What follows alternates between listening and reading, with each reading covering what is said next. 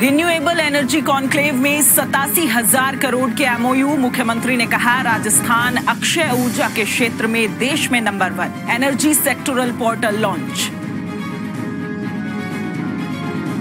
मुख्य सचिव ने किया सीएम एक्सेल्स अवार्ड लॉन्च। बेहतरीन काम करने वाले अधिकारियों और कर्मचारियों को सिविल सेवा दिवस पर किया जाएगा सम्मानित। प्रदेश में राजकीय सेवाओं में दिव्यांगजन को मिल रहा 4% आरक्षण। सामाजिक न्याय एवं अधिकारिता मंत्री ने कहा पेंशन और आर्थिक सहायता का भी प्रावधान। जयपुर में शुक्रवार को RRECL, राजस्थान राज्य विद्युत प्रसारण निगम लिमिटेड और इकोनॉमिक टाइम्स के संयुक्त तत्वाधान में रिन्यूएबल एनर्जी कॉन्क्लेव का आयोजन किया गया। इस कॉन्क्लेव में राज्य सरकार और निवेशकों के बीच 87,000 करोड़ के एमओयू साइन हुए, जिनसे 8,400 लोगों को रोजगार मिलेगा। इस अवसर पर मुख्यमंत्री ने अपने संबोधन में कहा कि राजस्थान आज अक्षय ऊर्जा के क्षेत्र में देश में पहले स्थान पर है।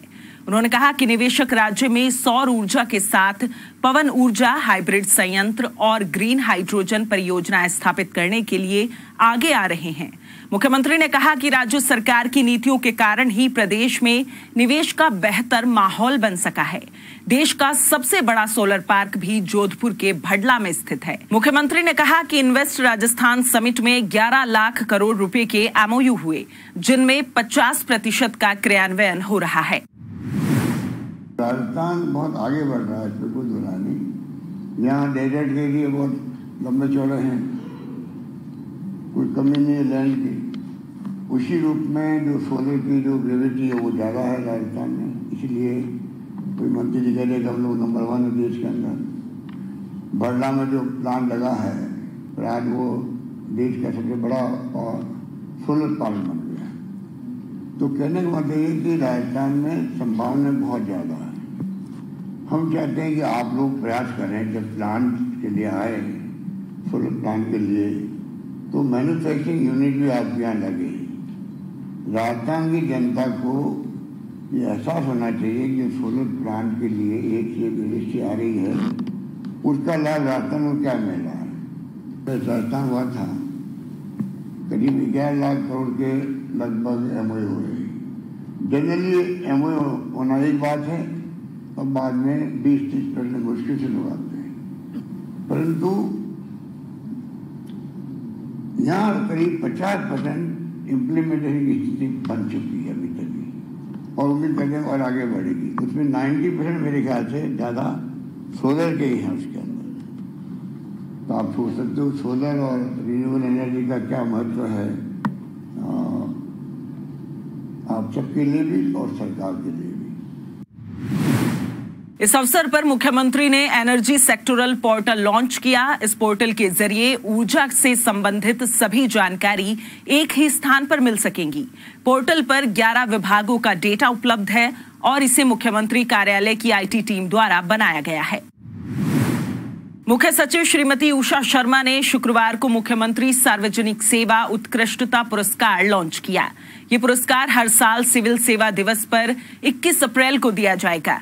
इन पुरस्कार से प्रदेश के उन संस्थानों, अधिकारियों और कर्मचारियों को नवाजा जाएगा जिन्होंने प्रदेश की कल्याणकारी योजनाओं को लागू करने में बेहतरीन काम किया है। इस पुरस्कार के लिए ऑनलाइन आवेदन करने होंगे। ऑनलाइन आवेदन की प्रक्रिया 8 मार्च से शुरू होगी और 25 मार्च तक आवेदन किए जा सकेंगे। सामाजिक न्याय एवं अधिकारिता मंत्री श्री टीकाराम जूली ने शुक्रवार को विधानसभा में कहा कि दिव्यांगजन को राज्य सरकार द्वारा विभिन्न कल्याणकारी योजनाओं के जरिए लाभान्वित किया जा रहा है। उन्होंने कहा कि प्रदेश में राजकीय सेवाओं में दिव्यांगजनों को 4% आरक्षण दिया जा रहा है। इसके अलावा दैनिक कार्य करने के लिए दूसरों पर निर्भर विशेष योग्यजन को पेंशन राशि के अलावा हर महीने 1,000 रुपए की सहायता राशि भी दी जा रही है। संयुक्त राष्ट्र महासभा द्वारा साल 2023 को अंतर्राष्ट्रीय मिलेट्स वर्ष के रूप में मनाने की घोषणा की गई है। इसी के तहत कृषि विपणन विभाग द्वारा राजस्थान मिलेट्स कॉन्क्लेव का आयोजन 13 और 14 मार्च को किया जाएगा। इस कॉन्क्लेव का आयोजन जयपुर के दुर्गापुरा स्थित राज्य कृषि प्रबंधन संस्थान में किया जाएगा। इस कॉन्क्लेव के मुख्य अतिथि मुख्यमंत्री श्री अशोक गहलोत होंगे। राजस्थान में इंदिरा गांधी शहरी रोजगार योजना के तहत शहरों में भी लोगों को रोजगार मिल रहा है। योजना के तहत शहरों की दीवारों पर चित्रकारी और डिवाइडर्स का रखरखाव किया जा रहा है।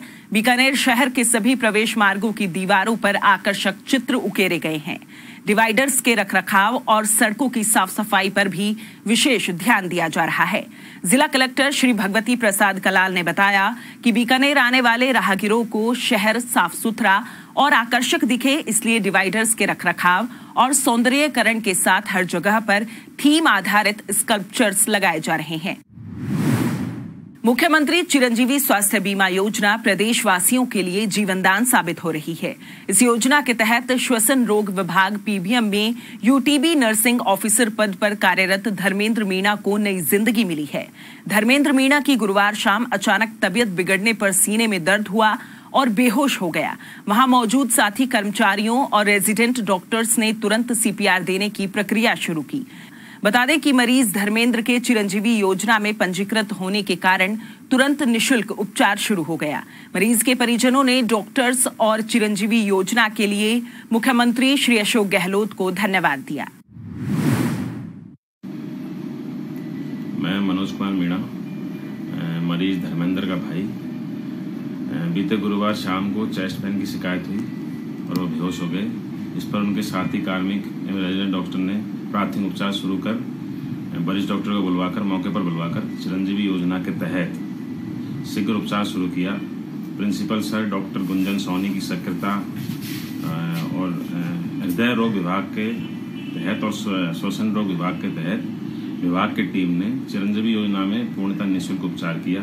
इस इलाज से मैं पूर्णतः संतुष्ट हूँ। मेरे भाई के स्वास्थ्य में काफ़ी सुधार भी है और मैं इस योजना चिरंजीवी योजना के लिए मुख्यमंत्री सर का बहुत धन्यवाद व्यक्त करता हूँ। धन्यवाद। राजस्थान में खनिज रॉक फॉस्फेट की विपुल संभावनाओं को देखते हुए माइंस विभाग द्वारा रॉक फॉस्फेट के एक्सप्लोरेशन और रिसर्च के काम को और अधिक गति दी जाएगी।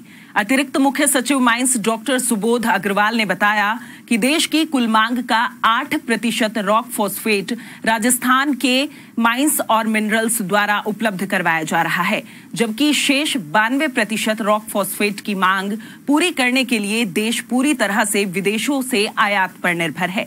उन्होंने बताया कि RSMM द्वारा रॉक फॉस्फेट के साथ ही जिप्सम, लिग्नाइट और लाइमस्टोन का खनन किया जा रहा है। प्रदेश में जयपुर, झुंझुनू, अलवर और बीकानेर जिले में अश्ववंशीय पशुओं में ग्लैंडर्स रोग की पुष्टि हुई है। विभाग द्वारा इस मामले पर तुरंत प्रभाव से कार्यवाही करते हुए चारों जिलों को संक्रमित क्षेत्र घोषित कर अश्ववंशीय पशुओं की आवाजाही प्रतिबंधित की गई है। पशुपालन विभाग के निदेशक डॉक्टर भवानी सिंह राठौड़ ने बताया कि इस संबंध में आदेश जारी कर जयपुर, झुंझुनू, अलवर और बीकानेर जिले में रोग प्रकोप चिन्हित किए गए हैं। उन्होंने कहा कि मार्च के महीने में बाड़मेर जिले में आयोजित किए जाने वाले मल्लीनाथ जी मेला तिलवाड़ा में अश्ववंशीय पशुओं के प्रवेश के लिए अलीसा और CFT परीक्षण में नेगेटिव जांच रिपोर्ट प्रस्तुत करनी अनिवार्य होगी। राज्य में अभी घोड़ों के अंदर ग्लैंडर्स रोग पाया गया है। ग्लैंडर्स रोग एक बैक्टीरिया जनित रोग है और वर्तमान में इस फरवरी माह तक राज्य के 4 जिलों में अलवर, बीकानेर, जयपुर और झुंझुनू में ग्लैंडर्स रोग से पीड़ित घोड़े पाए गए, पर इनकी संख्या अभी तक कुल मिला के 6 ही है। इन 4 जिलों में 6 घोड़े हमें मिले हैं। इस रोग में घोड़े को जो हम हैं टेस्टिंग के बाद उसको मारने की प्रक्रिया, एथनाइज जो हम बोलते हैं कि ह्यूमन तरीके से उसको हम मारते हैं और उसके बाद पूरे घोड़े के शरीर को हम साइंटिफिक तरीके से या बायोसिक्योरिटी मेजर्स अपनाते हुए डिस्पोज ऑफ करते हैं खड्डा खोद के।